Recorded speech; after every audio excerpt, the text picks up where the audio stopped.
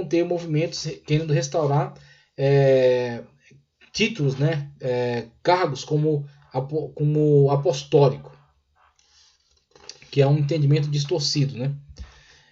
Estava gradualmente restaurando a igreja ao cristianismo primitivo dos tempos do Novo Testamento. Em seu sermão de 1917, intitulado Lost and Restored, Perdido e Restaurado, ela argumentou que o pentecostalismo representava o estágio final de uma gradual restauração da igreja perfeita dos apóstolos.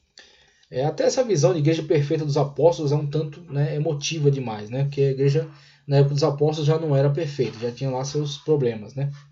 Sua hermenêutica restauracionista fechou a lacuna contextual entre a igreja do primeiro século e a igreja do século XX, né? Essa grande lacuna, né, entre aquela igreja primitiva que eles estão querendo vivenciar e essa igreja que surge apenas no século XX, né, da cristã.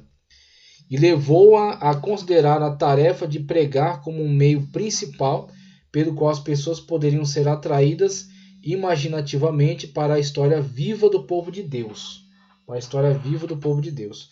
Sua ênfase em sermões dramáticos, histórias elaboradas e ilustrações na comunicação das verdades da Sagrada Escritura foi uma maneira astuta pela qual ela tentou ajudar a remover a distância histórica entre o texto e o contexto em que ela ministrava.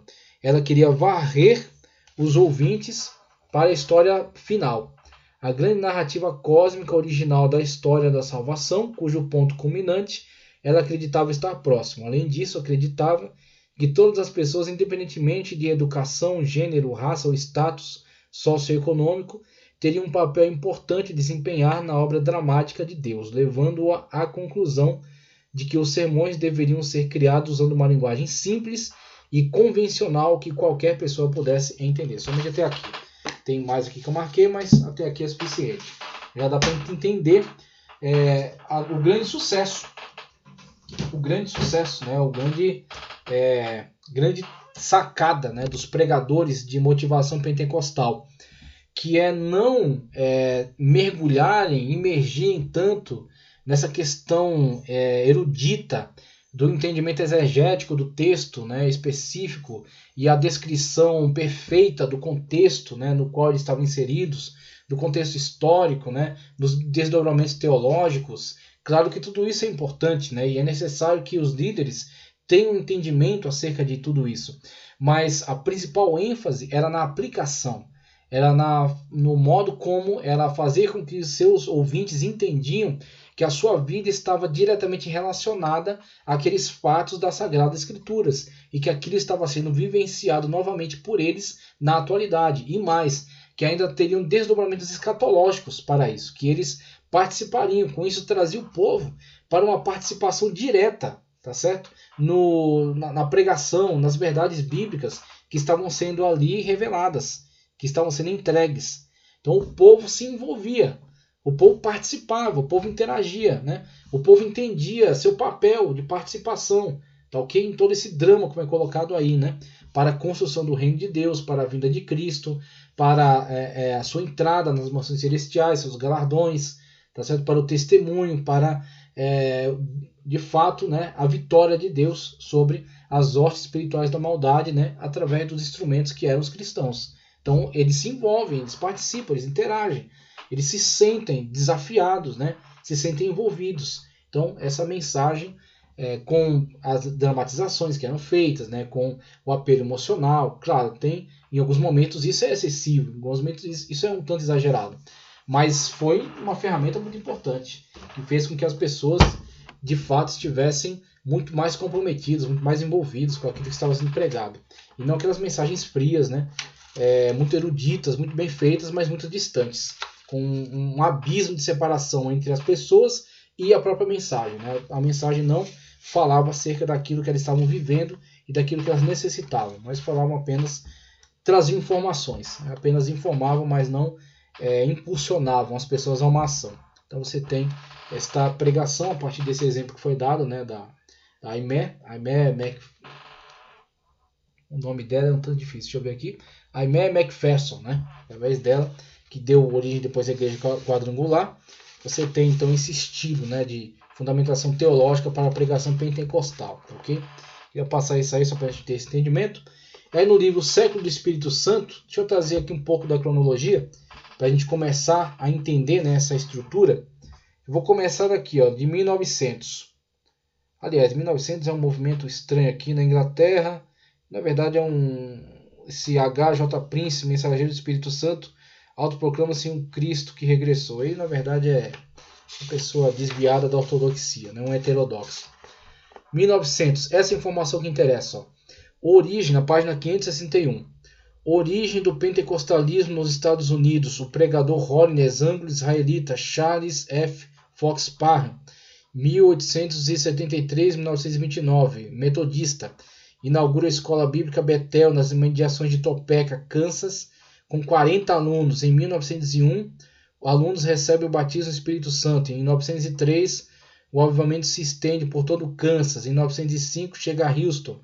Em 1916, alcança Los Angeles. E dali se expande para todo o mundo. Em 1906, Noruega. Em 1907, Chile. Em 1908, China. Em 1910, Coreia, Brasil e assim por diante. Em 1901, ensinamentos da chuva serôdia, né, a chuva tardia, a chuva que veio depois, como eles se qualificam, né?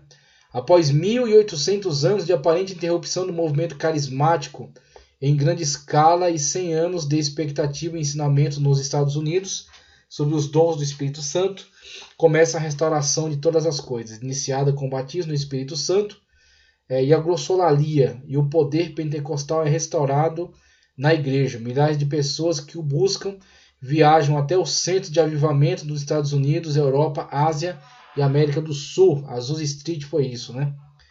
Em 1904, avivamento galês por meio do ministério de Evans Robert, que foi citado, né, agora há pouco, 1878-1951, em Glamorganshire, Anglesey. E aí tem outro nome pior ainda aqui. Com 100 mil conversões e 6 meses no país de Gales, durou pouco. 1904 1906, mas literalmente invadiu o mundo. Divulgação mundial na imprensa, conduz um movimento mundial de Pentecostes. 1905, Suíça e Alemanha. Em 1907, Inglaterra. Em 1905, a Índia, avivamento pentecostal na missão Mukti Poona, liderada pela professora anglicana Pandita Ramabai. 1858 a 1922. Em 1906, Charles Fox Parham ensina que basta aos missionários receber o batismo com o Espírito Santo para que possam, por meio do dom da glossolalia, ser imediatamente compreendidos nos idiomas nativos dos locais mais remotos do mundo. Contudo, os missionários no exterior relatam fracassos. Aí você vê a incoerência, né, do entendimento doutrinário de Parham. Então, não era. Isso não fazia sentido. De fato, o Espírito Santo podia realizar obras sim, mas não foi esse o caminho, né? Não foi por aí que o trabalho ia se desenvolver. O Espírito Santo é que domina nessa situação, é ele que reparte conforme aquilo que ele quer. Então não adianta o teólogo tentar impor um entendimento que não esteja de acordo com a verdade bíblica. Então nós temos aí sim a glossolalia como sinal, mas a xenoglossia, tá certo? Ou a xenolalia, né, como é colocado, no sentido de conceder línguas estrangeiras, não surtiu os resultados conforme Parham esperava. Okay? Então o caminho não era esse, e sim a glossolalia. A evidência, né, como sinal do revestimento da segunda graça. Primeiro encontro pentecostal, em 1906. O primeiro encontro pentecostal registrado na Europa continental. O profeta metodista T.B. Barrett, 1862 a 1940, da Cornualha, prega para 1.000 pessoas em Kristiania, Oslo, aí na Noruega, por volta de 1910. A Itália é invadida pelas igrejas pentecostais em 1911. O Império Russo é alcançado em Helsinki, que hoje é Finlândia, né? São Petersburgo, em 1915, Moscou. Evolução de conceitos da teologia do Evangelho pleno, quadrangular e quíntuplo. Em 1906, a missão na Rua Azusa divulga que os passos ou estágios da vida cristã são 5. Salvação, tá certo? Conversão, né, entre aspas. Santificação plena, padrão Holiness wesleyano. 3. Batismo no Espírito Santo, com evidência inicial de falar em línguas. 4. Envolvimento com a cura divina. 5. Expectativa da segunda vinda de Cristo, antes do milênio. Pré-milenismo, né? 1914, as Assembleias de Deus são formadas, resumindo as propostas anteriores de um evangelho quadrangular, com a obra consumada de Cristo na cruz, cobrindo os passos 1 e 2, e combinando-os num só passo. 1914, surgindo do movimento unicista, que adota os passos 1 a 4, até mesmo a evidência inicial das línguas. Inaugura a primeira fase do batismo em água, só o nome de Jesus, uma vez que eles são unicistas, negam a trindade. Então, de dentro do pentecostalismo, surge esse racha, né? A Assembleia de Deus condena, né, a formação, né, das igrejas Assembleia de Deus nessas convenções, condena, e o unicismo segue então um outro rumo, outro caminho. 1906, Estados Unidos. O pentecostalismo é conhecido em todo o país graças ao pregador Holiness W.J. Seymour, 1870-1922. E ao avivamento na Rua Azusa, em Los Angeles, que dura de 1906 a 1909. Milhares de pessoas que buscavam o avivamento chegaram da Europa em busca do Pentecostes pessoal com glossolalia. Em 1906 e 1908, todo o movimento pentecostal nos Estados Unidos prega os 3 estágios da salvação. 1907, primeiro movimento pentecostal dentro da igreja anglicana, na paróquia de Sunderland, sob a liderança do clérigo A.A. Bode, 1854 e 1930. Em 1907 ainda, avivamento massivo na Coreia, iniciando em Pyongyang. Protestantes se multiplicaram. Em 1914 chegaram no número de 196.389, 73% presbiterianos e 27% metodistas. Crescimento fenomenal de igrejas, espalhando-se também pela Manchúria e pela China. Em 1907 ainda, Estados Unidos, primeiro grande arrastão do pentecostalismo, confere poder ao movimento Holiness sulista, num encontro de um mês em Dunn, Carolina do Norte. A Rua Azusa do Leste foi chamada assim, né? Centenas receberam o batismo no Espírito Santo, evidenciando com línguas, a glossolalia. Diversas denominações se tornaram pentecostais. Olha só isso aqui, ó. Diversas denominações se tornaram pentecostais. Então, movimentos Holiness de dentro dela se interessaram pelo pentecostalismo, foram até esse congresso, receberam o batismo do Espírito Santo e levaram para suas igrejas, que pelo visto receberam, tá certo, este movimento. Abraçaram, adotaram. Então se tornaram pentecostais. Isso aconteceu muitas vezes. Estados Unidos, 1908. Primeiros cismas, quando os pentecostais negros se separaram dos outros pentecostais, retirando-se ou sendo expulsos da missão de fé apostólica, Rua Azusa, majoritariamente negra. Os brancos conceituam a salvação em 2 fases e em 1914 criam a Assembleia de Deus. 1909, Declaração de Berlim pelos evangelicais alemães rejeita a alegação pentecostal da restauração carismática e condena todo o pentecostalismo, aquilo que eu falei. Os alemães rejeitam porque nessa lacuna é como que pegar todo o desenvolvimento cristão durante esta época e dizer que ele não tem o mesmo impacto, o mesmo poder, tá certo? A mesma atuação, a mesma ênfase, né? Então, como que um demérito a eles. Aí eles rejeitam, então, né? Totalmente. Claro que essa rejeição também é extremada, né? Condena todo o pentecostalismo, taxando-o de manifestação diabólica. Como resultado, o pentecostalismo se difunde lentamente pelos países de língua alemã. Em 1909, o movimento pentecostal organizado no Chile, missionário metodista estadunidense W.C. Hoover e 37 carismáticos são excomungados e criam a Igreja Metodista Pentecostal. Em 1909, primeiros grupos carismáticos de oração são formados nas principais denominações da Europa. O líder pentecostal alemão J.A.B. Paul, de 1853 a 1931, permanece como ministro luterano até sua morte. Ele é luterano, mas adotou o pentecostalismo. Então ele vai, dentro da igreja luterana, criar grupos e fomentar, né, esse pentecostalismo dentro da igreja luterana.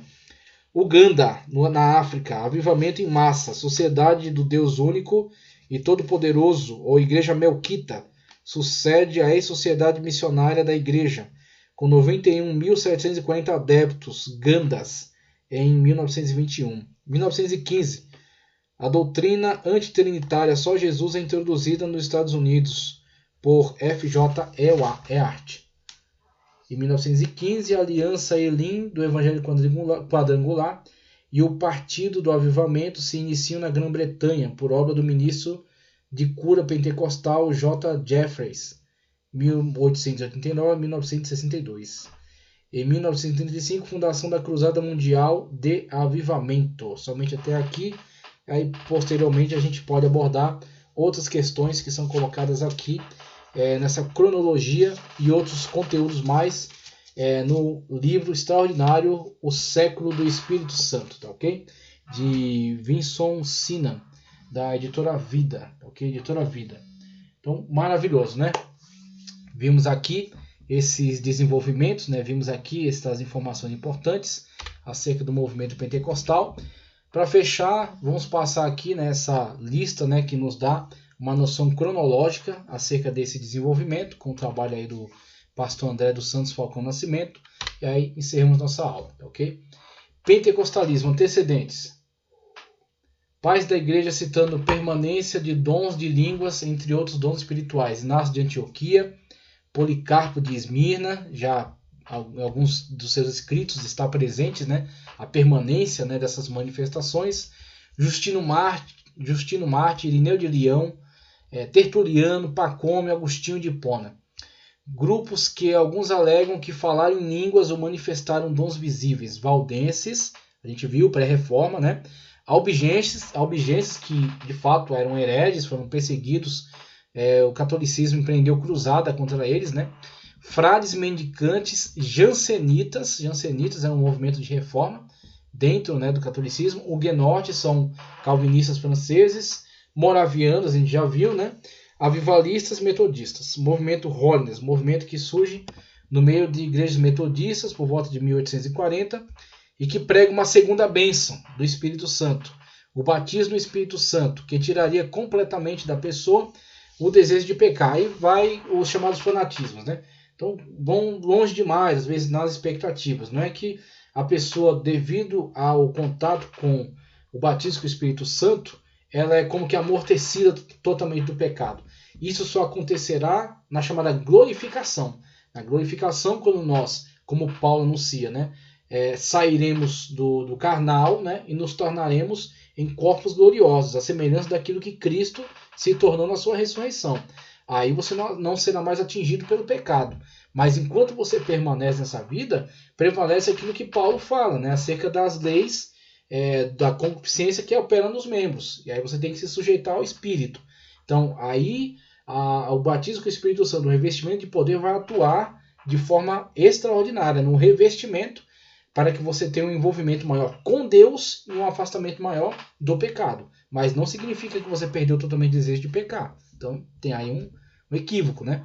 Santificando-a completamente. Entre as igrejas que mantêm a visão clássica deste movimento até hoje estão as igrejas de Deus, a Igreja de Cristo, a Igreja do Nazareno e a Igreja Metodista Wesleyana. Pentecostalismo, o surgimento. Bethel Bible College, 1900, criada por Charles Parham, 1873-1829. Esta faculdade era um centro de estudos do movimento Holiness na cidade de Topeka, Kansas. Interessado na questão do batismo no Espírito Santo, aqui, Parham pede a seus alunos que pesquisem sobre o tema na Bíblia, Atos 2,38, e digam após uma viagem de 3 dias em que ele estaria ausente se há um sinal bíblico sobre esta nova bênção. Quando retorna, eles afirmam que é o falar em línguas após o batismo no Espírito Santo, mediante posição de mãos. Decididos a vivenciar essa experiência, o grupo decidiu se reunir no ano novo de 1901 para orar. Agnes Osman, uma jovem de 30 anos de idade, pediu oração específica para receber este dom. E às 23 horas do primeiro dia, teve uma manifestação, aí ele chama aqui de estática, exatamente aquilo que o dicionário do movimento pentecostal condena. Ele não dá respaldo a se chamar de manifestação estática, tá ok? Uma vez que essas manifestações estáticas geralmente são qualificadas como perda de consciência.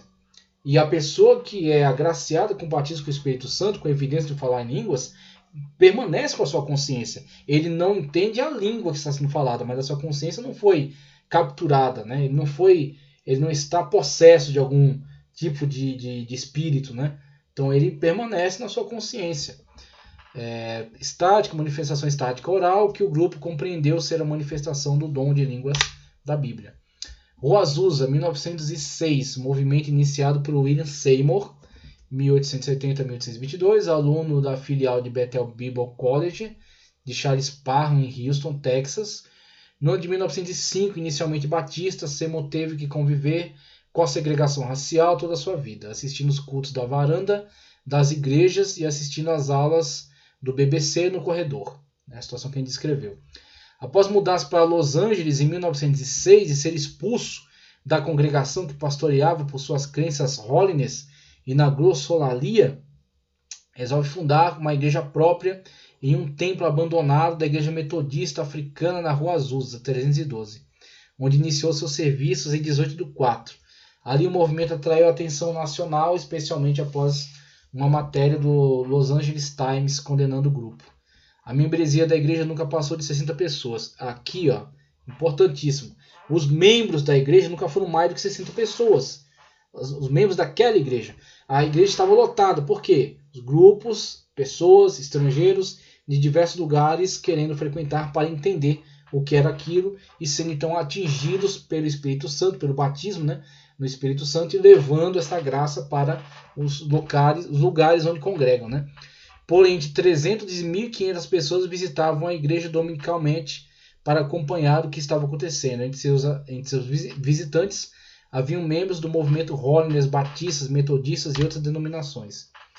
A igreja na Rua Azusa continuou firme até 1913, quando seu ímpeto começou a arrefecer. Em 1915, as multidões e mídia já haviam abandonado o local, condenado até mesmo pela Associação das Igrejas Holiness dos Estados Unidos como herege. Seymour continuou como pastor até 1922, quando faleceu. Sua esposa Jenny liderou a igreja até 1931, quando a congregação perdeu o prédio por conta de uma hipoteca. 7 anos depois, o templo foi demolido, dando lugar a um memorial nipo-americano.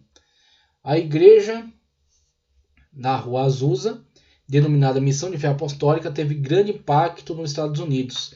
Depois buscou integrar seus membros brancos, negros e hispânicos e deu valor ao ministério feminino. Os visitantes do movimento retornaram às suas igrejas levando a doutrina pentecostal, termo derivado do semanal da igreja.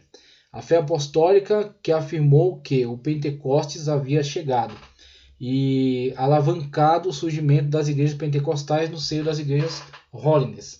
Apesar do movimento holiness clássico não aceitar o dom de línguas como sinal de segunda bênção, muitas igrejas filiadas aceitam. Então você tem o próprio movimento holiness que se organizou, né, que se confessionalizou, vamos dizer assim, né, não é bem isso, mas se organizaram, tá certo? No movimento específico, detalhado, né?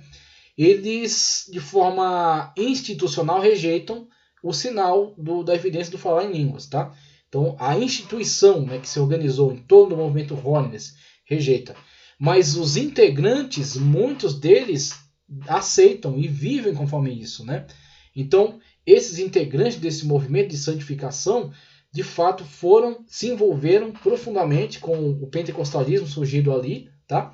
E levaram para suas congregações, algumas tendo rejeitado, formaram igrejas pentecostais. Mas o movimento holiness institucional rejeita. Inclusive condenou, né, o movimento como pentecostal. A partir do movimento da Rua Azusa, os estudiosos identificam que o movimento pentecostal se desenvolveu em 3 ondas ao longo do século XX. Entre os estudiosos do pentecostalismo mundial, a classificação das 3 ondas se dá da seguinte forma. Primeira onda, pentecostalismo clássico, fundado na Rua Azusa com foco em falar em línguas.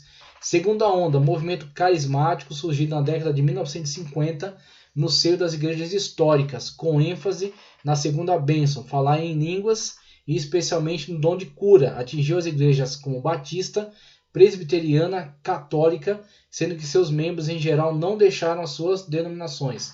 Terceira onda, neopentecostalismo, ênfase na cura, expulsão de demônios, profecia, sinais e maravilhas. Seu movimento forte é o das igrejas Wienerhard, associação fundada por John Wimber em 1986 para igrejas que professavam tais ênfases. Contudo, em geral, as igrejas da terceira onda são mega igrejas independentes ou denominações independentes e por vezes sectárias, ok? Agora essa parte que ele fala acerca do Brasil a gente vai reservar então para a próxima aula, onde vamos falar acerca do pentecostalismo em território nacional. De modo geral vamos falar acerca da igreja, tá, ok? No Brasil, e também dentro do escopo, né, da abordagem acerca de igrejas, falar acerca do movimento pentecostal em território nacional, tá, ok? Agradeço que você tenha ficado até aqui comigo durante essa apresentação, esses conteúdos, essa aula que foi ministrada. Peço para que você curta esse vídeo, que você compartilhe, se inscreva no canal. Com a sua colaboração, com a bênção de Deus, já chegamos a 2.500 inscritos. Na verdade, 2.502 já, tá ok? Rumo aos 3.000 agora. Vamos em diante. Que o Senhor continue abençoando poderosamente a sua vida e revestindo você do seu poder. Em nome do Senhor Jesus.